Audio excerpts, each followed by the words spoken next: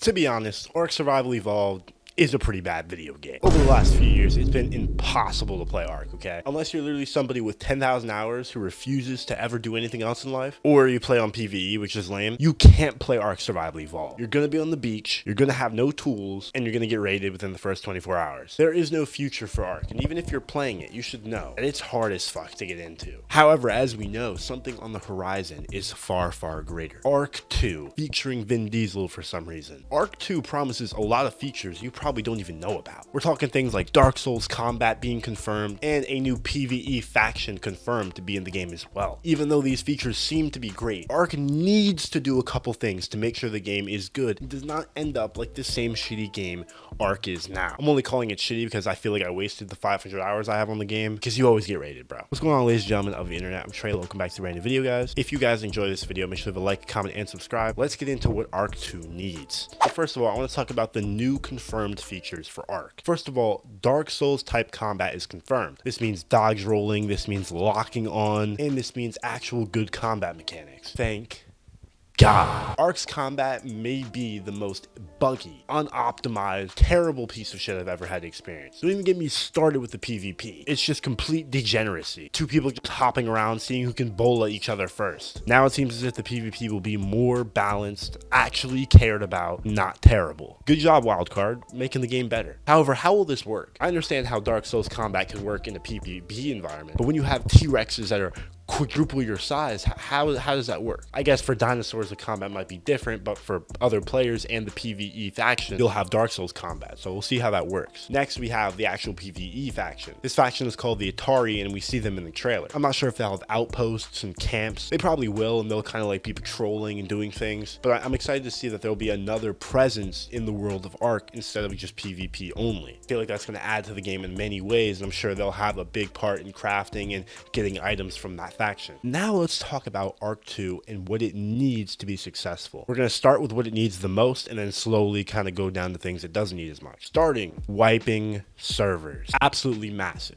As I said earlier in the video, Ark 1 had a crazy problem with alphas taking over and no one else being able to play on the server. Ark 2 needs to stop that cycle. The problem is Ark never wipes. And you can't wipe it now. People have 30,000 hours on some servers. Ark 2 is the perfect excuse to wipe the game completely and start the new wiping system. Personally, I think the game should wipe roughly every year, and there are different servers that have 3-month to 4-month rotations for wiping. This will allow people to play Ark forever without having to ever worry about someone being way too strong. And even if someone is too strong, instead of being strong for 8 years or forever, they're only strong for a year. A massive quality of life change I think could be really good. Of course, if that is to happen though, everything will have to be changed. Gathering rates to taming rates, crafting times to breeding times. It'll be hard to balance out, but it needs to definitely happen. I do not want to see Ark 2 being a wipeless game. Number 2 is Ark 2 needs to have everything Ark 1 has, and that is arguably something difficult. Ark 1 has about 8 years of content, from new dinosaurs to new maps to new concepts, and that all needs to be transferred over to Ark 2 on top of new content. That is a lot to do. That is a lot to remake again, but it needs to happen. If Ark 2 has less at launch, it'll feel empty because Ark 1 is such a complex and deep game. Living up to it's hard enough, but you're gonna really have to go above and beyond content-wise. If we don't have enough maps, if the dino roster is lacking, the game could get bad reviews from the start. So it'll have to have everything that its predecessor had. Next, the game needs to have more world events.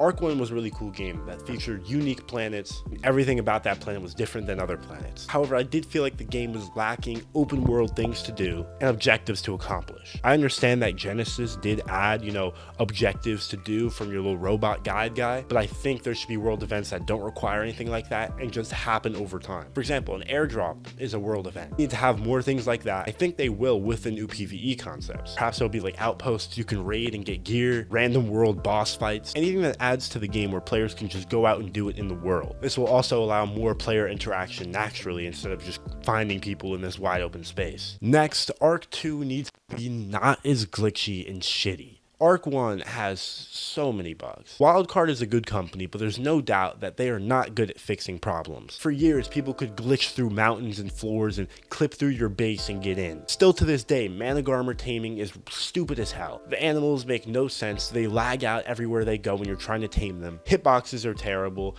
PvP hitboxes are terrible. ARK 1 is no doubt one of the jankiest games I've ever played, regardless of it being one of the most fun survival games ever. And if they can find a way to make the game feel polished all around, there will be no topping this survival game. I bet it's going to be more polished, but it's probably still going to have its buttload of problems. Just have to see. I also think ARK 2 needs to have more lore. I heard that they're combining some lore elements with the new TV show that's coming out, the animated series. I hope that that's true because ARK does not have a lot of lore right now. Sure, you can find little notebooks and shit that, say some stuff, but I'd like to actually have for each map, perhaps a mini story quest that you can complete. Just gives you some more insight into the world, or maybe gives you unlocks an item or something. Some type of questing system that allows each map to have something special. Almost like completing the map or completing an Easter egg. So ARK is a really cool game. I mean, there's obelisks in the air. There's a whole bunch of bullshit going on. Like, let's know more about it. Besides all that, ARK 2, I think, has a lot of potential. I'd argue that ARK Survival Evolved is the best survival game to ever hit gaming ever. And to make a sequel is a big deal. I mean, this is a really good and developed game that